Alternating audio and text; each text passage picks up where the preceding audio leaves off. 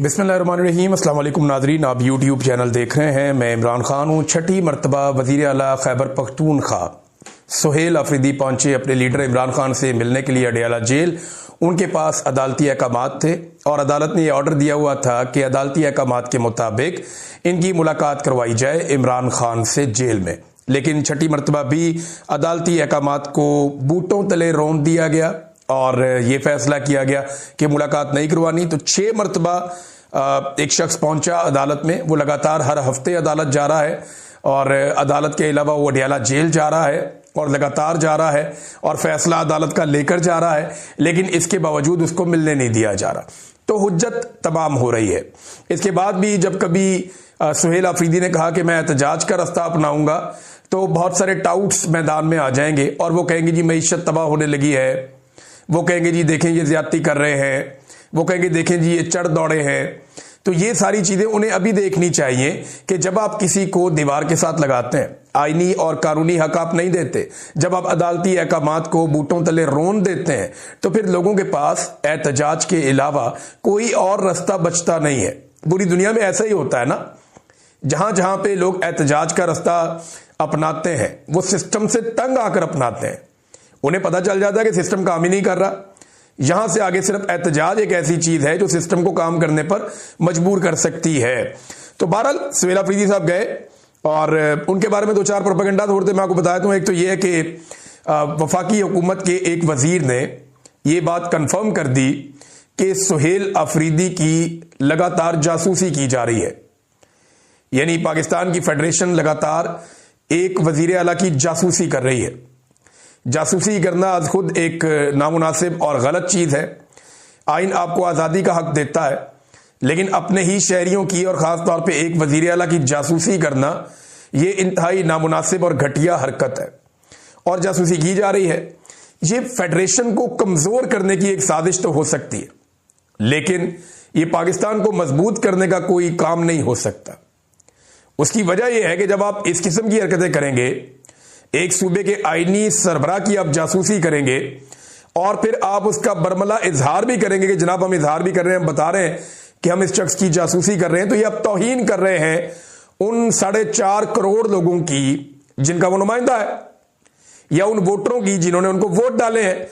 ये तो लोगों ने एतमाद किया उनके ऊपर। आप होते कौन है जासूसी करने वाले? तो पाकिस्तान को कमजोर करने की साजिश है और ये कुछ नहीं है। एक सवाल पूछा गया वहां पे सुहेल अफरीदी से कि जनाब आप इतना रिएक्शन क्यों देते हैं, इससे तो बात बढ़ जाएगी। तो रिएक्शन जो है वो हमेशा एक्शन का होता है। तो इस पे सुहेल अफरीदी साहब ने बड़ा अच्छा जवाब दिया। उन्होंने कहा जी देखें, फिर इसीलिए तो मैं कहता हूं कि एक्शन बंद कर दें, जो गलत एक्शन लिए जा रहे हैं उन्हें बंद कर दें ताकि हमारी जानिब से रिएक्शन ना आए। और देखिए अभी भी सुहेल अफरीदी ना थोड़ा बैक फुट पे रहकर चीजें कर रहे हैं। अभी भी वो मौका दे रहे हैं मौजूदा निजाम को कि सुधर जाओ। मिसाल के तौर पे ये जो एक FIR सुहेल अफरीदी पर करवाई गई, सुहेल अफरीदी ने उसे नो बॉल पर फुल टॉस करार दिया। उन्होंने कहा जी इन्होंने मुझे नो बॉल के ऊपर फुल टॉस दे दिया, मैं चाहूं तो इसी FIR में इनकी दुर्गत बन सकती है, क्योंकि मामला तो बड़ा सादा सादा है ना। वो कहे आओ चलो मैं तुम्हें मस्जिद दिखाता हूं चल के। वजीर आला FIA की टीम को ले और लेकर चला जाए वहां पे, मकामी लोगों को इकट्ठा करे और देखो जी FIA को बताओगे यहां पे क्या हुआ था। FIA के अफसरान के सामने बंदे लाकर पेश करें जो बताएं जनाब कि कुत्ते वाली स्टोरी क्या थी और मसाजिद पे कब्जे वाली स्टोरी क्या थी और मकामी लोग किस वजह से एहतजाज कर रहे थे। तो ये बात का बतंगड़ बन जाएगा और बात फिर काबू से निकल जाएगी। लेकिन सुहेल अफरीदी ने कहा जी हम इसको क्वाश करना चाह रहे हैं। यानी मेरी जाती राय थी कि FIA को सुहेल अफरीदी अगर बुलाते और बुला के उनको इंटरव्यू देते और उनको फंसा लेते, बांध लेते और उन्हें कहते जी ये बंदे इनके भी इंटरव्यूज कर लो जरा जाके, और कहते जनाब कि इन बंदों से भी पूछो कि इन्होंने क्या देखा और क्या हुआ, तो FIA भी फंस जाती है, हुकूमत भी फंस जाती है। लेकिन वो यहां पे ऐसा लगता है कि उन्होंने मौका दिया और ये जो नो बॉल पे फुल टॉस थी इस पे शॉट लगाने से सुहेल अफरीदी साहब ने गुरेज किया। एक और बड़ी अफसोसनाक चीज हुई नाज़रीन, ये बहुत ही तकलीफदेह चीज है। देखें ये जो खैबर पख्तूनख्वा में जरगा बुलाया गया था ना, ये हुकूमत ने बुलाया था और स्पीकर ने बाकायदा सबको इकट्ठा किया था। एक मुल्क के अंदर ना अलग अलग तरह के लोग रहते हैं, अलग अलग शनाख्त के लोग रहते हैं, उनकी अलग अलग सोच होती है और किसी भी जमहूरी मुल्क में इस बात की इजाजत होती है कि आप अपनी अपनी सोच के मुताबिक अपनी जिंदगी गुजार सकते हैं। चंद चीजें जिनको आप नहीं छेड़ सकते वो आईन के अंदर दर्ज होती हैं। मिसाल के तौर पे आप पाकिस्तान की नजरियाती असास के खिलाफ नहीं जा सकते, आप यहां पे मजहबी रवादारी आपको रखनी पड़ेगी। चंद चीजें होती हैं जो आपकी लिमिट्स हैं, उनको आप क्रॉस नहीं करते। उसके अलावा आप अपना कोई भी नजरिया रख सकते हैं। आप किसी भी पॉलिटिकल लीडर को अच्छा या बुरा कह सकते हैं। तारीखी वाकयात और हकायक को आप अपनी मर्जी से बयान कर सकते हैं कि जनाब मुझे लगता है वो ऐसे नहीं ऐसे हुआ था। ये डेमोक्रेसी में इसकी इजाजत होती है, दुनिया भर के ममालिक में इजाजत है। हर तरह की डिबेट होती है पूरी दुनिया में। अब ये डिबेट के लिए जब बुलाया गया जरगा में, तो पीटीएम के जो 2 लोग वहां पे आए थे वो कौमी तराने पर खड़े नहीं हुए। मुझे जाती तौर पे इस पे अफसोस हुआ।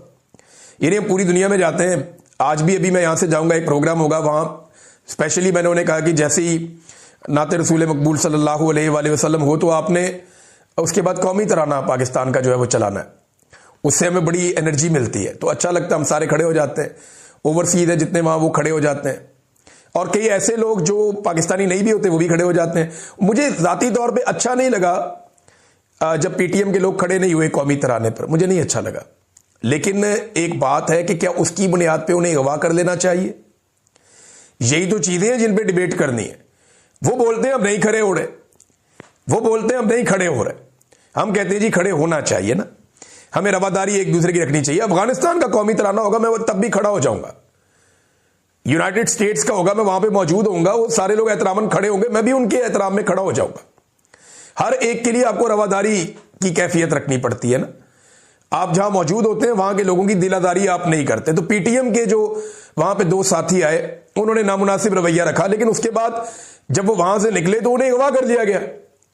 अब ये इंतहाई बेइज्जती की बात है खैबर पख्तूनख्वा की हुकूमत के लिए भी और खैबर पख्तूनख्वा के सूबे के लिए भी, कि 2 लोगों को आपने बुलाया, वो आपकी गारंटी पे आए। यानी जब वो आए जरगे में तो उन लोगों को तो पता है कि उनके साथ पीटीएम के लोगों के साथ हालात बड़े सख्त रहते हैं, इन्हें गिरफ्तार भी कर दिया जाता है, वो बेचारे छुपे रहते हैं, उनके अलग अलग मामलात हैं। कुछ लोग उनके मंजर आम पे रहते हैं, कुछ नहीं रह पाते। उनके कुछ लोग जो है माजी में मारे भी गए हैं, और कुछ लोग जो हैं वो बड़ी सख्तियां और मुश्किलात बर्दाश्त भी करते रहे हैं। अली वजीर उनमें से एक है।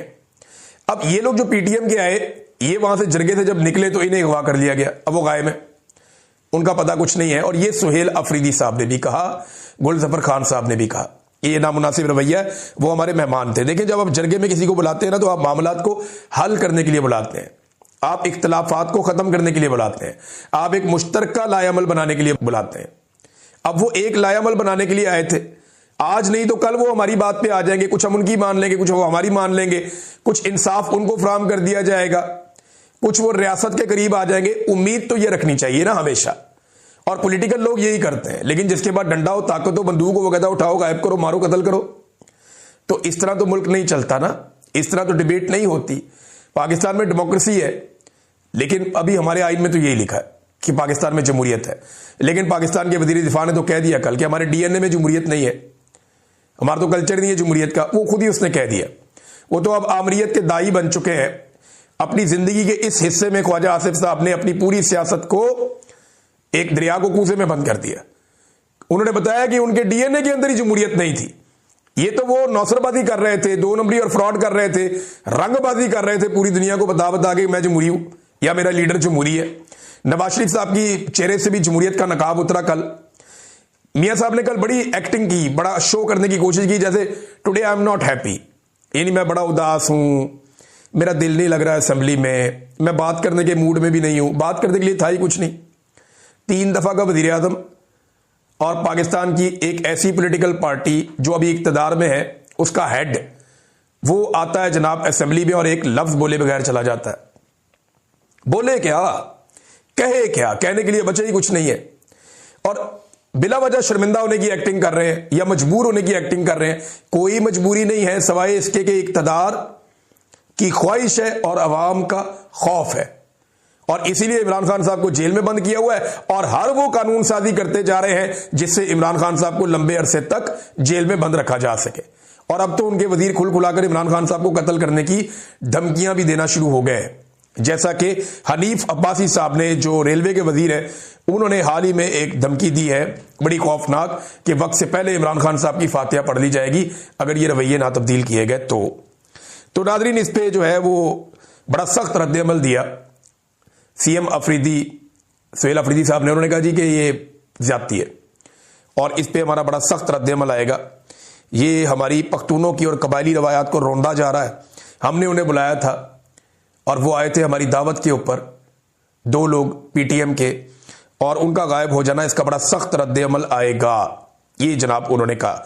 अच्छा, एक और प्रोपेगेंडा किया जा रहा था, और ये प्रोपेगेंडा कुछ साबिक वज़ीर आला गड्डापुर के साथ मुंसलिक कुछ सोशल मीडिया के अकाउंट्स हैं, वो कल से एक प्रोपेगेंडा कर रहे थे कि सुहेल अफरीदी फैसल करीम कुंडी जो कि गवर्नर है पीपल्स पार्टी का वहां पे खैबर पख्तूनख्वा में, उसको नई गाड़ी लेकर दे रहा है, और पेपर भी लगाया हुआ था एक। तो एक्चुअली अब सुहेल अफरीदी ने क्लियर किया कि ये गड्डापुर साहब के दौर की समरी थी और मैंने इसको मुस्तरद कर दिया। यानी वो जो गंडापुर साहब के लोग ये प्रोपेगेंडा कर रहे थे कि सुहेल अफरीदी ने तो इमरान खान को छुड़वाना था, जनाब ये तो अब गाड़ियां लेकर दे रहा है। तो इस किस्म का प्रोपेगेंडा कुछ ऐसे अकाउंट्स कर रहे थे जो गंडापुर के साथ मुंसलिक है। अब वो जो अकाउंट है वो खुलकर सामने आ गए। मैंने को बताया था कि सुहेल अफरीदी के खिलाफ पार्टी के अंदर से बड़ी साजिश होनी है। आजकल बड़ी गेम तैयार की जा रही है, बंदे तैयार हो रहे हैं कि सुहेल अफरीदी के खिलाफ प्रोपेगेंडा बड़ा करना कैसे है। तो मैं अब इतना ही आपको कहूंगा, ज्यादा बात मैं आपके सामने नहीं करता, कि गंडापुर साहब से मुंसलिक ये सोशल मीडिया के अकाउंट्स थे, वो हमेशा उनकी तारीफें करते हैं। उन्होंने ये इल्जाम लगाया था, तो दूसरी जानिब से जवाब ये आया कि ये गंडापुर साहब के दौर में ही गाड़ी दी जा रही थी, हमने इसको मुस्तरद कर दिया है। नाज़रीन, बैनुल अक़वामी मीडिया ने कैसे रिपोर्ट किया एक्सटेंशन के मामले को और ये इस्तिस्ना के मामले को। लेकिन पाकिस्तान के मीडिया ने तो इसको ऐसे रिपोर्ट किया जैसे रिपोर्ट ही नहीं किया। मीडिया बात करता है कि जरदारी को ताहयात इस्तिस्ना क्यों मिल रहा है। मीडिया बात करता है कि जनाब ये अदलिया के साथ क्या हो गया, अदलिया को तबाह बर्बाद कर दिया। इन चीजों में बात करता है। 243 पर बात करने की किसी मीडिया वाले को इजाजत नहीं है, खुलकर इस पर बात ही नहीं कर सकते। आर्मी चीफ को जो चीजें मिल गई हैं, इसके ऊपर एक बड़ा जबरदस्त पंफलेट जारी किया गया है सोशल मीडिया पे, और इसके अंदर सारी तफसीलात हैं। जो चीजें मिली हैं वो क्या है। 27वीं गैर आईडी तरमीम फर्द वाहिद का बिला एहतसाब मुतलक इक्तदार और इख्तियार। आइंदा आने वाले आर्मी चीफ के लिए जो मुमकिना अहदाफ होंगे वो क्या किया करेगा जब नया आर्मी चीफ आया करेगा। वो माजी के 3 साल के बरक्स आर्मी चीफ का ओहदा 5 साल का हो जाएगा। एक तो उसको यह फायदा होगा। इसके बाद एक्सटेंशन की सियासी तगोदो से बचने के लिए वो खित्ते में एक नई जंग छेड़ेगा और फील्ड मार्शल बनने के बाद अपने मरते दम तक के लिए ये ओहदा लेकर ताहयात अमर हो जाएगा। इसके उसको फायदे क्या होंगे।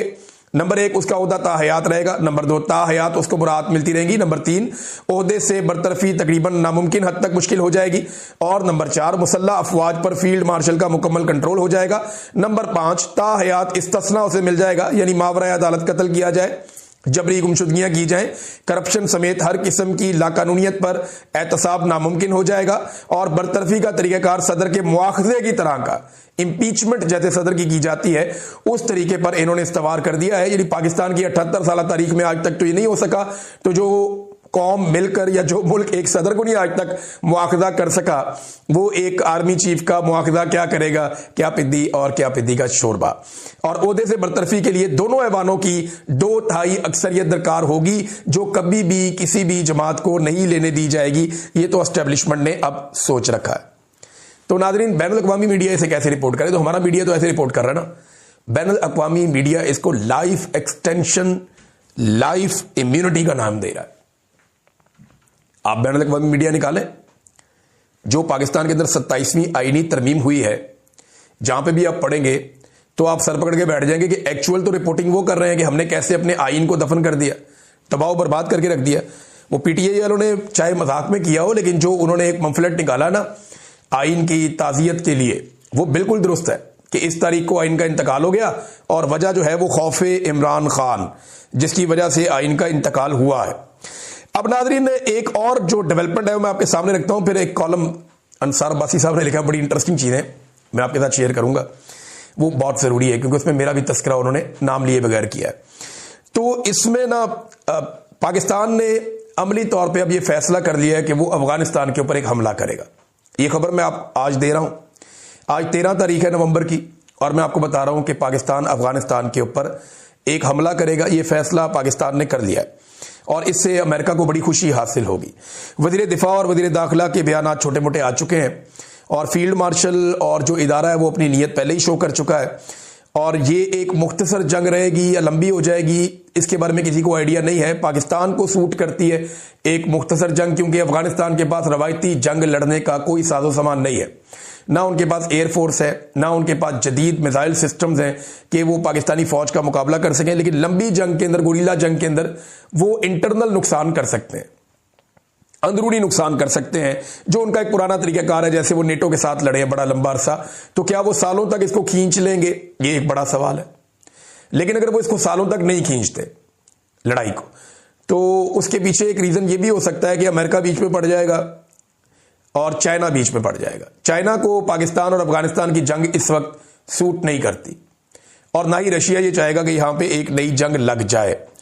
तो अफगानिस्तान को कोई सपोर्ट एज सच मुझे नहीं लगता कि चाइना या रशिया के अलावा कहीं से मिलेगी, क्योंकि अमेरिकन तो वैसे ही उनसे बगराम एयरबेस मांग रहे हैं। अगर वो उन्हें वो एयरबेस दे देते हैं तो शायद पाकिस्तान के जो भारी हथियार हैं उनसे वो बच पाए। लेकिन अब पाकिस्तान का इसमें ज्यादा फायदा होगा या नुकसान होगा? देखिए, पाकिस्तान कोशिश ये करेगा कि दहशतगर्दी जो अफगानिस्तान से आ रही है, इंडिया उसको स्पॉन्सर कर रहा है बकौल पाकिस्तानी गवर्नमेंट के, उसको रोका जाए बॉर्डर से उस तरफ, वो इधर ना आए। ये पाकिस्तान की कोशिश होगी कि ये होना चाहिए। दूसरा, पाकिस्तान की कोशिश होगी एस्टेब्लिशमेंट की कि अमेरिका को किसी तरह हम राजी कर लें, अमेरिका हमसे खुश हो जाए। लेकिन जो अफगानों का लड़ाई का तरीका है वो बड़ा खौफनाक है। वो फिर लंबे अरसे तक कोई ना कोई चीज करते रहते हैं। तो पाकिस्तान ने कोई फतह तो करना नहीं है अफगानिस्तान का कोई इलाका, ऐसा सच तो हमारी नीयत है नहीं, और ना हम कोई उनके इलाके छीनना चाहते हैं। ऐसी भी कोई पाकिस्तान की जानिब से कोई स्टेटमेंट या कोई चीज ऐसी भी सामने नहीं आई। तो ना फतह अफगानिस्तान ने पाकिस्तान के अंदर किसी इलाके को करना है। होगा यह कि दोनों ममालिक का नुकसान होगा और काफी नुकसान हो जाएगा इस एडवेंचर के नतीजे